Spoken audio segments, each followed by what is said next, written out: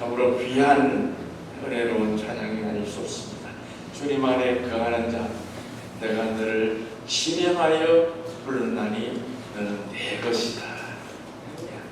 우리 주님이 여러분을 내 것이라고 말씀합니다. 오늘도 우리 주님, 목자장 되시는 우리 주님 앞에 양된 우리들이 주님께 예배드릴 때 우리 주님께서 우리의 찬양을, 우리 예배를, 우리의 간구를 기뻐 받아주실 줄로 믿습니다. 사람은 평생을 살아가면서 가정을 세우고 그리고 삶의 기반을 닦고 사회의 역량을 발휘하면서 인생이라고 하는 집을 짓고 있는 건축자가 됩니다. 우리가 집을 건축할 때 소중하게 생각하는 것이 외관도 아니고 무슨 색깔도 아니고 건물의 기반과 그 구조가 탄탄해야 되는 것입니다. 왜? 아무리 그럴듯하게 잘 그렇게 멋지게 지어도 기초가, 기반이 단단하지 못하면 언제 무너질지 모르고 붕괴되고 마는 것입니다. 그런 면에서 볼 때 우리 인생도 마찬가지입니다.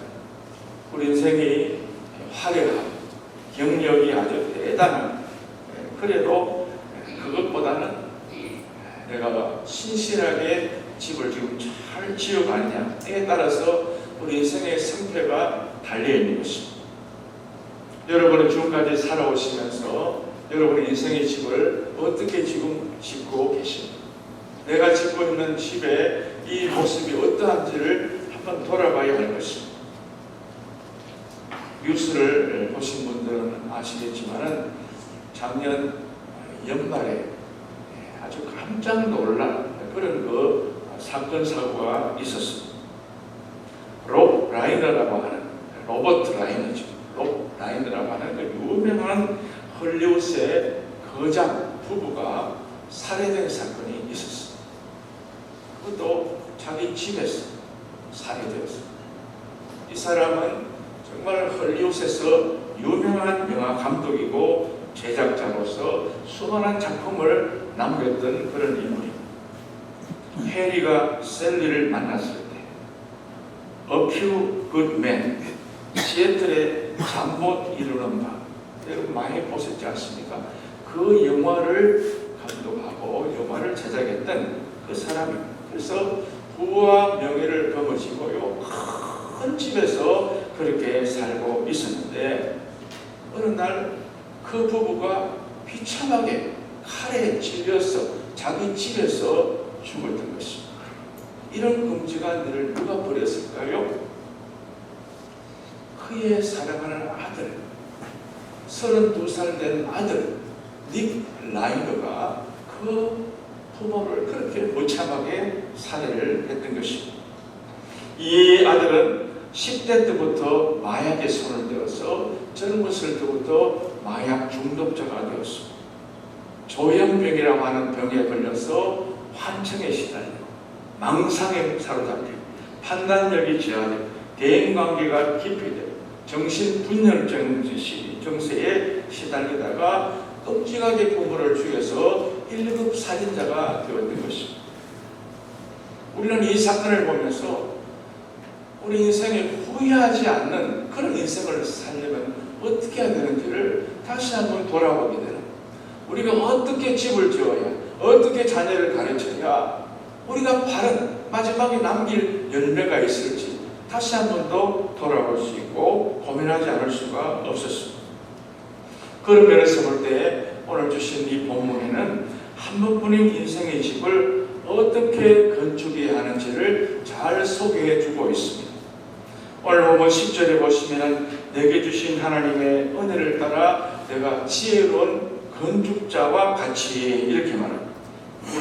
바울은 자신을 지혜로운 건축자라고 소개하고 있습니다. 이 지혜로운 건축자, 이 건축자라는 말의 원어는요, 아키텍토, 헬라어에는 아키텍토라고 하는데 이것이 영어로 아키텍트가 된 것입니다. 이 아키텍트는 건물을 설계하고 도면을 작성하는 그런 전문가, 이 바로 건축가, 건축 설계가 그런 말 아닙니까? 고대 사회에서는 건축의 전반을 총괄하는 감독을 아키텍토라고 불렀습니다. 영어 성경에는 와이즈 빌더, 메스터 빌더 이렇게 번역하고 있습니다. 오늘 본문에서 바울이 자신을 와이즈 빌더, 메스터 빌더라고 그렇게 불렀던 것입니다. 왜냐하면 바울은 지금까지 많은 교회들을 개척했잖아요. 그리고 하나님 나라를 빌드업한 거예요.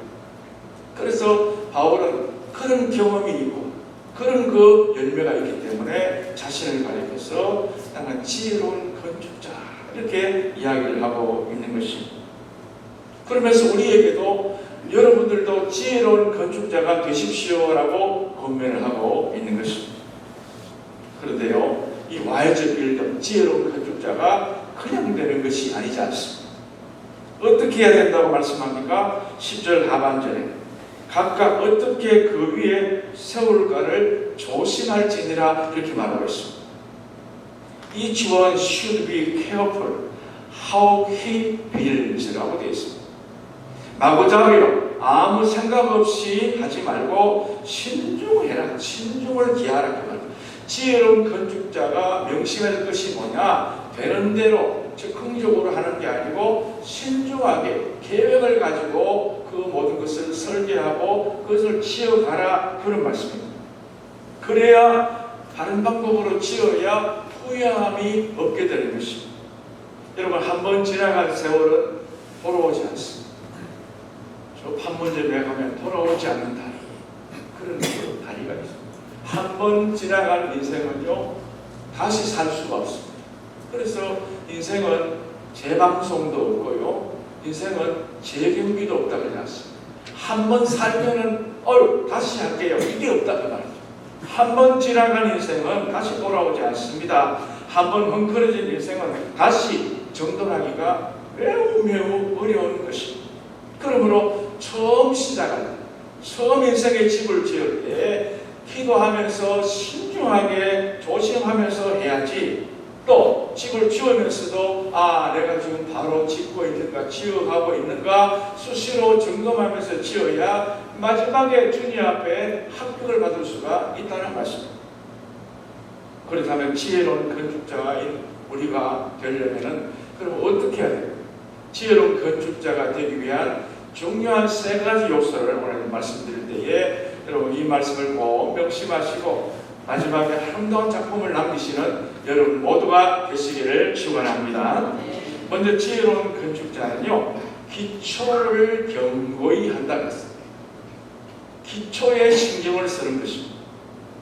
아무리 돈을 많이 들여서 화려하게 짓고 아주 색깔도 아주 멋지게 그렇게 칠한다 그래도 기초가 약하면 그 건물은 오래 못 가요. 그 언제 무너질지 몰라서 돌아다니면서 살 수가 없는 거예요. 1990년대에 강남에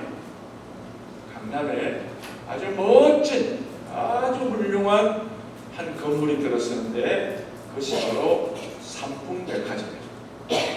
여러분 삼풍백화점 아마 가보신 분도 계실 텐데요.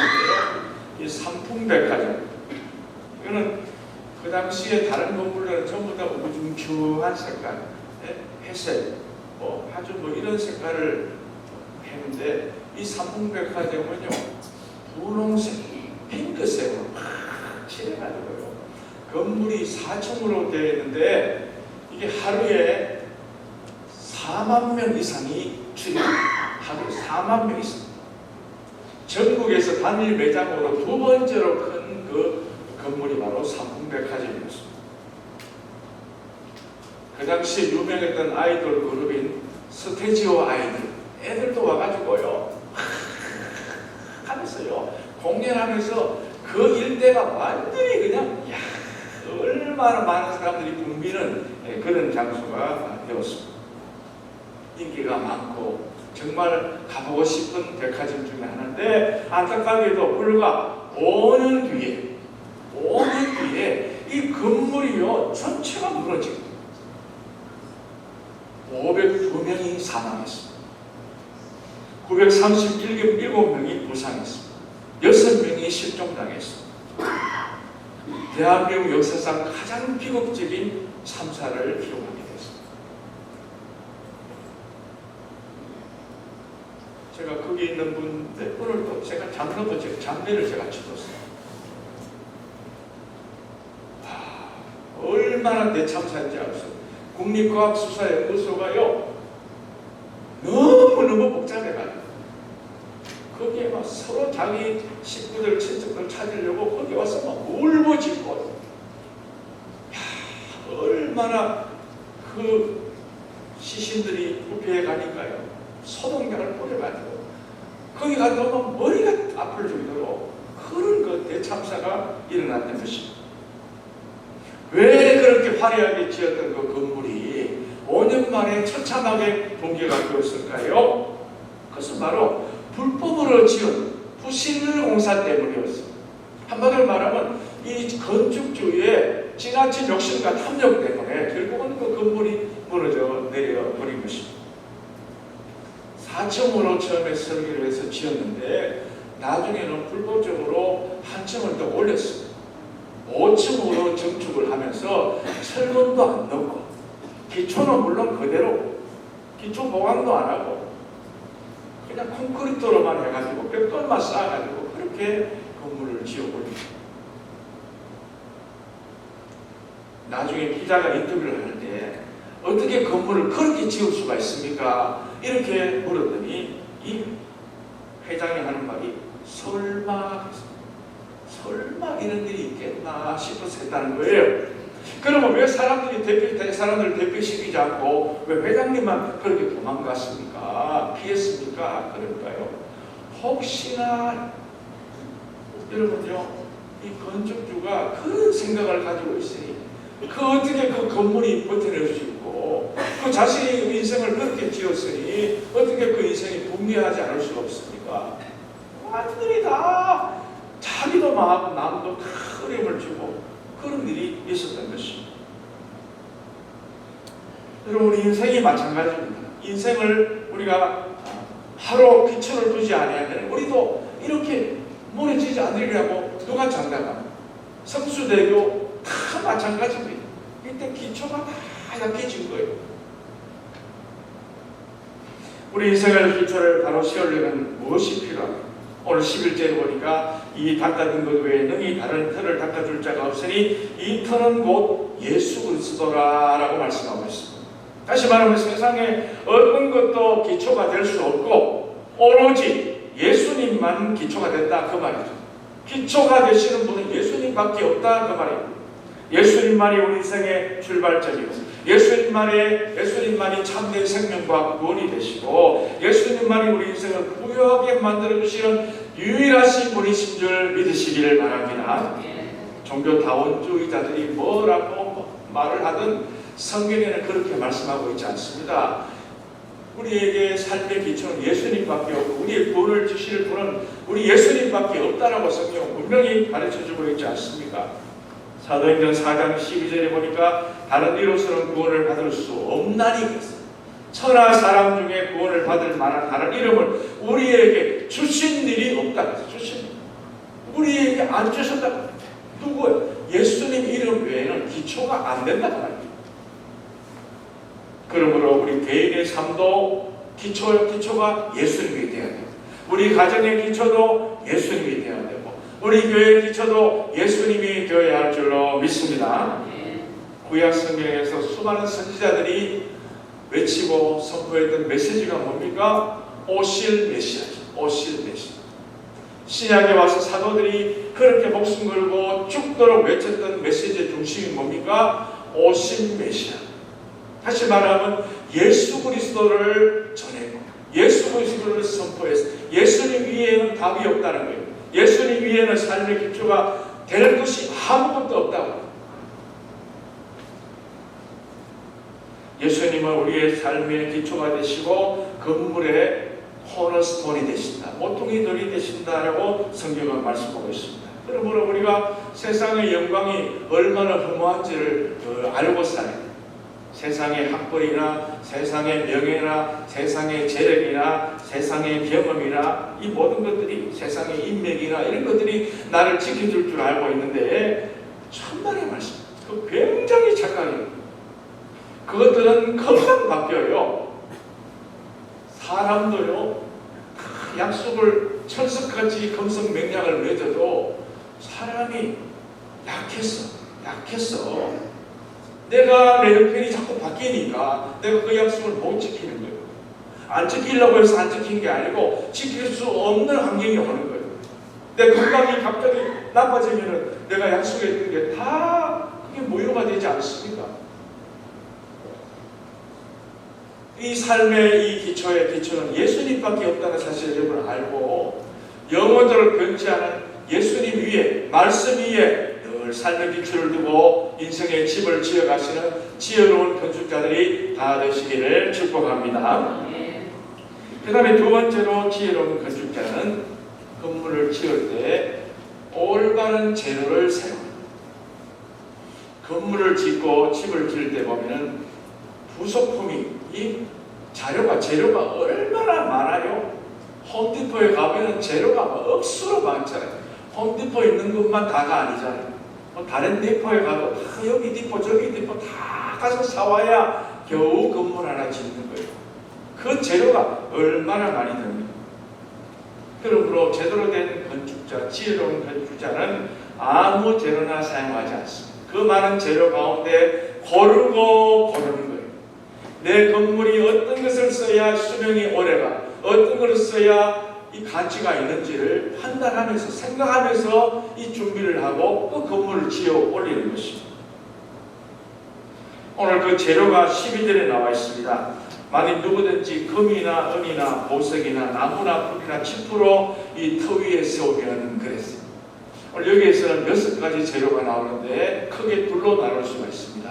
앞에 말하는 금이나 은이나 보석, 이거는요 영구적인 재료입니다. 영원히 타지 않은 불연재, 가치가 있는 것입니다. 그러나 뒤에 나오는 나무나 풀이나 칩은요 임시적인 것이고요, 그거는 가치가 별로 없고 오래 가지 못하는, 그거는 가연재입니다. 불이 오면 금방 타버리는, 금방 없어져 버리는 재료가 바로 뒤에 나오는 재료입니다. 그러면 금과 은과 보석 같은 영구적인 재료는 그러면 무엇을 말하는 것일까요? 마틴 루터나 존 켈빈 같은 종교개혁자들은 이것을 하나님의 말씀, 하나님 말씀의 교리, 이걸 상징한다고 이야기합니다. 일반적인 세상 지혜와 다르게 하나님의 지혜, 이걸 가리켜서 금이나 은이나 보석, 영구히 변하지 않는 재료다, 그렇게 그들은 해석을 했습니다. 반면에 성 어거스틴 같은 분은 금이나 은이나 보석을 크리스찬의 삶에서 영원한 가치가 있는 열매, 삶의 가치 있는 열매, 이걸 가리켜서 금과 은과 보석과 같다라고 이야기하고 있습니다. 반면에 일시적인 것, 풀이나 나무나 짚은 뭐냐?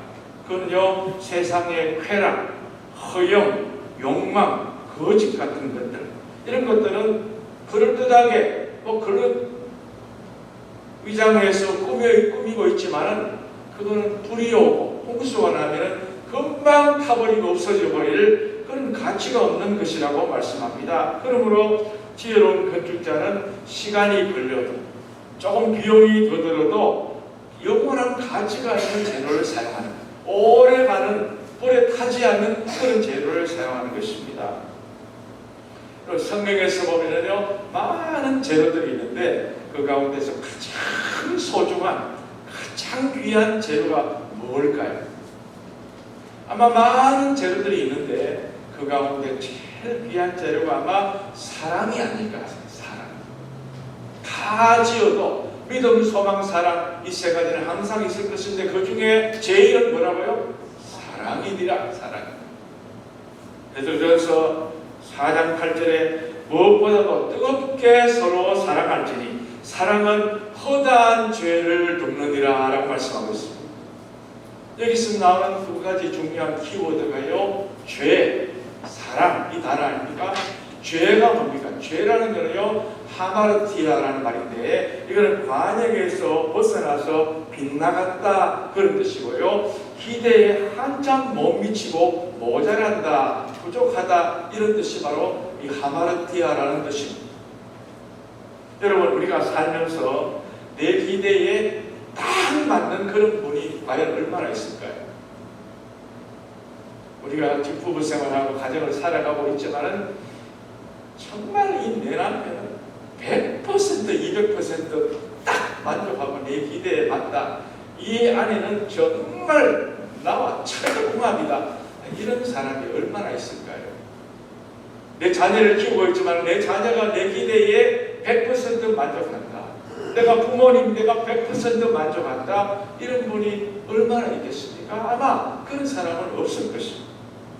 우리 모두가 다 부족하고 모자라기 때문입니다. 그러므로 이 모자람과 부족함을 우리가 그냥 두면 안 되잖아요. 이걸 어떻게 해야 돼요? 덮어야 돼요. 커버해야 돼요. 이걸 보충해야 될 것이 있는데 그것이 뭐냐? 사랑이라는 거예요. 사랑. 다 부족합니다. 다 모자랍니다. 다 기대에 못 미칩니다. 그러나 사랑을 더해주는 이 모든 것들 위에 사랑을 더하라. 사랑으로 허물을 덮어라. 그렇게 말씀하지 않습니까? 그러므로 지혜로운 건축자는 모든 재료를 쓰면서 믿음도 쓰고 소망도 쓰고 인대도 쓰고 다 재료를 쓰면서 거기다가 뭐를 더하느냐? 사랑의 재료를 더하는 사랑해. 그래야 그 건물이 완전한 완벽한 그런 작품이 나올 수가 있는 것입니다.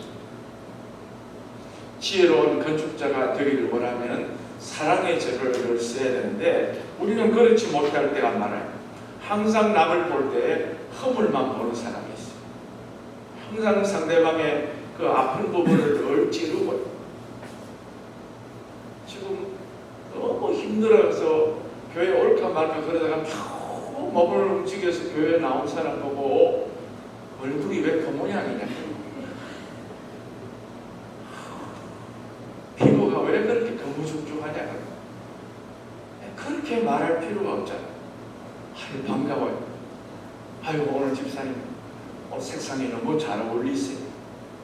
아우, 우리 장모님 지난번에 뵀는데 아유, 지난번보다 더 좋아 보이신다. 네. 그러면 이분이 얼마나 힘을 얻고 돌아갈 텐데 가뜩이나 힘들어 있는데 거기에다가 팍팍 찌르는 거예요. 그 사랑의 재료를 사용하는 게 아니에요. 그분은 인생의 이 집을 제대로 짓는 사람이 아니에요. 허무는 사람, 허무는 사람. 왜 자꾸 남을 헤아립니까? 왜 남의 잘못을 자꾸 지적합니까?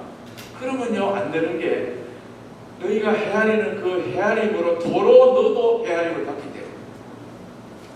그래서 조심해. 자기는 허물이 없습니까? 자기는 들프가 없습니까? 상대방의 자꾸 티를 지적하면 안 된다는 거예요. 사랑으로 덮어야 돼요. 노아의 세 아들 보십시오. 그 아버지가 허물이 있는데 두 아들은 아버지를 덮어주잖아요. 셈과 야벳은 덮어줘서 결국은 그는 창대한 민족이 되잖아요. 그런데 아버지 허물을 자꾸 지적하고 들춰내는 그 함은요, 저주받잖아요. 그 동생들을 섬기는 아주 그런 사랑이 되고 마는 것입니다. 하나님의 사랑을 받고 그 사랑 때문에 우리가 지금까지 살고 있고 목숨을 부지하고 있는데 하나님 아버지 마음을 담고 살아야지 왜 악한 마귀의 그 모습을 닮아 살아가려고 하는 것입니다. 그러면 끝이 안 좋고 그러면 마지막 결말이 안 좋다고 말합니다. 우리가 살면서 많이 짓는 죄 가운데 하나가 뭐냐? 입으로 짓는 죄. 입으로 짓는 죄. 말로 비방하고 뒤에서 수근거리고 헐뜯고 악담하고 돌았으면은 자꾸 그런 습관이 나오는 분이 있어요. 이사야는 자기의 그 허물을 보았어요. 아, 내가 너무너무 부족하고 하나님 영광을 보고 나니까 자기 입술이 부족하게 보여요. 내가 입으로 많이 죄를 지었구나. 주님, 제단의 숯불로 내 입을 찢어달라. 내 입을 제단 숯불로 태워달라. 여러분, 입으로 짓는 죄가 그렇게 많은 거예요. 사람마다 허물 없는 사람이 없고 부족함이 없는 사람이 없기 때문에 우리 모든 지혜로운 건축자와 같이 사랑의 재료를 가지고 커버하고 덮어주는 우리가 되시기를 바랍니다. 우리는 예수 그리스도의 사랑을 경험한 사람들이 아닙니다. 세상이 사람 말하는 그런 얄팍한 사랑이 아닙니다. 우리는 십자가에서 나를 위해 희생해 주신 헌신적인 주님의 사랑을 받고 살아가는 우리들 아닙니까? 그러니까 우리도 그 사랑을 받은 자답게 우리도 사랑하며 살아야지. 세상 사람과 똑같이 열린 입이라고 함부로 말하고 그러면 안 되는 거예요. 그러면 인생의 집을 제대로 지을 수 없고 마지막에 책망받게 되는 것입니다. 우리는 남의 허물을 지적하기는 좋아하면서도 칭찬하기는 얼마나 인색한지 모릅니다. 지혜로운 건축자는 아무 재료나 쓰지 않고 금이나 은이나 보석같이 영원히 가치 있는 사랑과 믿음과 용서의 죄를 가지고 집을 지어서 아름답게 집을 지어가듯이 우리 모두도 이런 지혜로운 건축자들이 다 될 수 있기를 간절히 축복합니다. 마지막으로 지혜로운 건축자는 중공검사를 염두에 두고 집을 짓습니다. 미련한 건축자는 기초도 되는 대로 아무렇게나 하고 재료도 아무거나 써 눈가림으로 날치기 공사를 하면서 공사 기간만 앞당기려고 속성으로 끝마치려고 합니다. 그러나 어떤 건축이든지 중공검사 필증을 받지 않고 입주할 수가 없습니다. 중공검사를 안 받고 거기서 건물을 사용할 수가 없는 것입니다. 도면대로 제대로 지었는지 기초는 제대로 했는지 재료는 규격품과에 제대로 된 불연제를 사용했는지 하나하나 꼼꼼하게 살펴보고 따져보고 그리고 판정을 내리는 것입니다. 제가 그전에 우리나라가 중동에 이 사우디아라비아 같은 데 가서 건축하고 하신 분들 이야기 들어보니까요, 그 사막에 아스팔트를 쭉 이 콘크리트로 만든 그런 도로를 만드는데 그냥 하라 그래놓고 그냥 맡겨놓는 거예요. 그러면 이제 제대로 된 이 건설업자들은 그게 모래, 시멘트, 물 1대1대 3 비율 딱 해가지고 멋지게 탁 짓는데 그냥 주인이 안 보내. 그런 사람은 되는 대로 한다는 거예요. 겉보기는 똑같아요. 나중에 그분들이 다 와가지고 감딜을 하는데 이 도로를 팍 펌프를 해가지고 이렇게 팍 집어 올린대.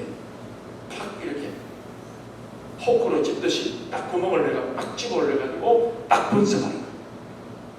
이거 완전히 엉터리는 엉터리. 완전히 뭐 시멘트도 별로 없고 뭐 모래도 뭐 물도 뭐 제대로 이 혼합이 안 된 거예요. 수십 킬로 만들었는데 그냥 다시 하라는. 그러면 돈 더 들어요. 얼마나 고생합니까? 시간들이 들여서 했는데 노력이 헛살. 건물을 멋지게 지었는데 철근 제대로 사용 안 하고 그러면 그냥 그거 받고 만 거예요. 리젝트 당하는 것입니다. 우리 인생도 똑같습니다. 우리 인생의 마지막에 기초를 다 놓고 재료를 해서 건물로 올라가고 다 완성했는데 마지막에 최종 중공검사자가 누구십니까? 하나님 앞에 하나님께서 딱 보시는 거예요. 하나님이 판정하신다라고 성경은 말씀하고 무엇을 보시고요? 세운 공적에 따라 처리하신다라고 말씀합니다. 13절에 각 사람의 공적이 나타날 터인데 그날이 공적을 밝히리니 이는 불로 나타내고 그 불이 각 사람의 공적이 어떠한 것을 시험할 것입니다. 그랬습니다. 공적이 뭡니까? 그동안 쌓아 올렸던 이 모든 결실, 이걸 가리켜서 공적이라. 그 날이 언제입니까? 심판날이다. 중공검사 날이라. 주님 앞에 서는 날이라. 그 말이죠. 우리 인생이 마냥 그냥 주어지는 게 아니잖아요. 언젠가 주님이 동작 그만 딱 하는 날이 온다는 거예요. 열심히 살아가다가 갑자기 스탑! 그냥 그만 딱 중단시킨 날이 오는 거예요. 그러면 모든 걸 그냥 내려놓고 가만히 있어요. 심판대 앞에 서는 거예요.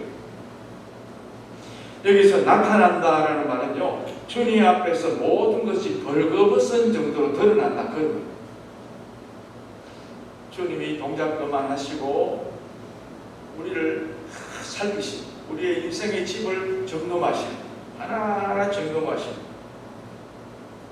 만약에 그것이 시온 공적이 그대로 있으면 상을 받고 그대로 있지 않으면 그런 해를 받는다라고 말씀합니다.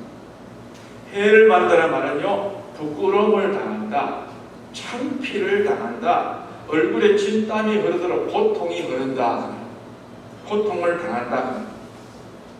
세월 공적이 건재하지 않고 불타버리면요, 구원을 받기는 받지만은 불덩어리 가운데 불구덩이 속에서 겨우 건진받는 그런 아주 부끄러운 구원을 받는다, 그 말이죠.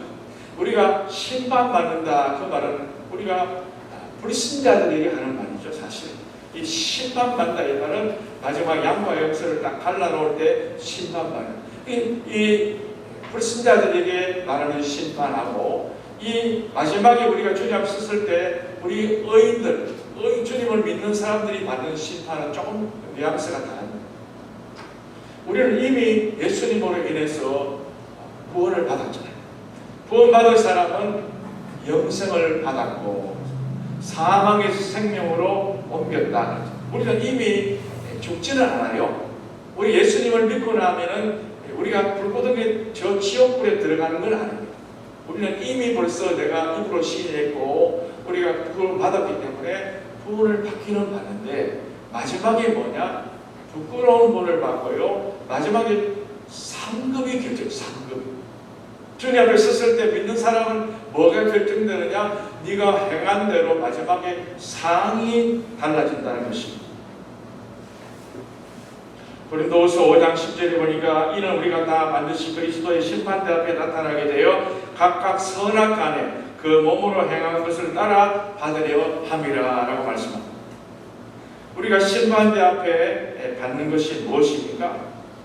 그것은 바로 예수님을 믿고 크리스찬이 된 이후에 하나님을 위해서 헌신하고 충성하고 또 남을 위해서 정말 섬긴 그런 사람들이 있지 않겠습니까? 하나님께서 그런 사람에게 상을 주시러 오신다라고 성경은 밝히고 있습니다. 그에 합당한 상이 준비되어 있는 것이, 그러나 반대로 아무것도 안 했다, 땀도 흘리지 않고 눈물도 흘리지 않고 농사도 안 했다, 그럼 심판대 앞에 섰을 때 받을 것이 전혀 없다. 다 똑같이 구원을 받지만 상급이 결정되는 거예요. 요한계시록 22장 12절 예수님 분명히 말씀하십니다. 보라, 내가 속히 오리니 내가 줄 상이 내게 있어 각 사람에게 그가 행한 대로 갚아주리라 그랬습니다. 행한 게 있어야 받지, 행한 게 없는데 줄 것이 뭐가 있겠어요? 하나님 나라를 위해 수고한 공적이 있는 사람, 주의 말씀에 순종하며 사느라 애쓴 공적이 있는 사람, 그런 사람은 최후의 심판날에 상급이 준비되어 있습니다. 그러므로 우리가 이 세상을 살면서 때때로 사람이 나를 알아주지 않고 사람이 나를 서운하게 한다고 해서 섭섭해할 이유가 전혀 없습니다. 왜? 하나님이 다 알고 계십니다. 하나님이 다 아시고 상을 준비하고 오시기 때문에 세상에 이 받는 상은요, 그건 일시적인 것이고 시드는 것이고 오래 못 가는 것입니다. 여러분 지금까지 상을 얼마나 많이 받으셨어요? 학교에서 받은 초등학교, 중학교, 고등학교, 유치원 때 받은 상들, 그 상이, 여러분 그게 뭐 대단한, 그 당시에는 너무 대단했죠. 지금 볼 때 이상한데요, 이거 버리기도 하고 그렇고 안 버리기도, 그게 별로 있으나 많아요. 여러분 그게 별 의미가 없잖아요. 골프 치러 가서 뭐 골프에 홀이나 그거 붙여놓으면 그거 뭐 볼링장에 가서 펄팽 해가지고 그거 상, 강남에 가니까 제가 골프장을 볼링장을 갔더니 그게 강남의 유명한 목사님들 이름이 펄펙 상에 300점 시 목사님, 피 목사님 대단하시죠. 이분은요 얼마나 일을 많이 했으면 그게 전부 다 스트라이크, 전부 스트라이크. 그게 별로 무슨 의미가 있나? 그게 세상의 것은요 별 의미가 없어요. 오래 갈 수가 없어요. 그러나 하나님 주신 이 상은요 너무나도 귀하고 너무나도 영광스러운 상이 아닙니까? 데살로니가전서 2장 19절에 보니까 소망과 기쁨과 자랑의 면류관, 자랑의 면류관을 주시는 것입니다. 베드로전서 5장 8절에 보니까 남을 돌보고 목행한 자들에게는 시들지 않는 영광의 면류관을 주신다 그랬어요. 요한계시록 2장 10절 환난 가운데 죽도록 충성한 자에게는 생명의 면류관을 주신 생명의 면류관. 디모데후서 4장 7절, 8절, 9절에 보면 바울이 말했잖아요. 내가 선한 싸움을 싸우고 나의 달려갈 때마치 믿음을 지키고 나면 어떻게 돼요? 마지막에 의의 면류관이 줍니다. 의의.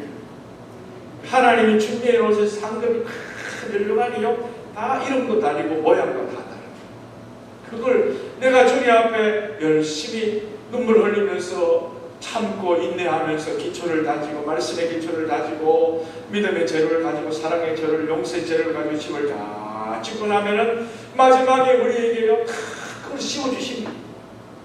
우리 서망교회 우리 모든 성도님들 오늘 이 자리에 계신 여러분 모두는 다 각자 오늘 말씀드린 이 아름다운 면류관들을 다 쓰시는 주인공들이 다 되시기를 축복합니다. 우리가 인생을 사는데 그냥 사는 게 아닙니다. 다 지혜로운 건축자와 같이 집을 지는 자들 아닙니까? 기초를 말씀이 예수 그리스도 위에 기초를 다 놓고 금이나무나 보석과 같은 정말 가치 있는 타지 않는 그런 아름다운 재료로 집을 짓고 그리고 마지막 주님 앞에 잘했다 칭찬받는 정말 면류관의 주인공이 되시는 지혜로운 건축자들이 다 되시기를 간절히 축원합니다. 하나님 감사합니다. 우리가 세상을 살면서 때때로 허송세월하고 아무렇게나 살고 생각 없이 살 때가 많습니다. 한 번 지나간 시간은 돌아오지 않습니다. 하루하루 주어진 이 날들을 정말 우리가 인생의 집을 짓는 건축자로서 내 기초를 제대로 지금 하고 있는지, 내가 제도는 바로 사용하고 있는지, 내가 이것을 올바로 지금 짓고 있는지를 수시로 점검하면서 마지막 주님 앞에 정말 칭찬받고 주님 앞에 중공검사받고 인정받는 우리 모두가 될 수 있도록 축복하여 주시옵소서. 한 주간 번의 삶을 살아갈 때에도 내 인생의 집이 어느 정도 지어가는지, 지금 어떻게 지어가고 있는지를 늘 점검하며 하나님 말씀 앞에 겸손히 엎드리고 기도하고 하나님 나를 고쳐가면서 하나님 아름다운 작품을 만들어갈 수 있도록 인도하여 주시옵소서. 감사드리옵고 예수님 이름으로 기도하옵나이다. 아멘.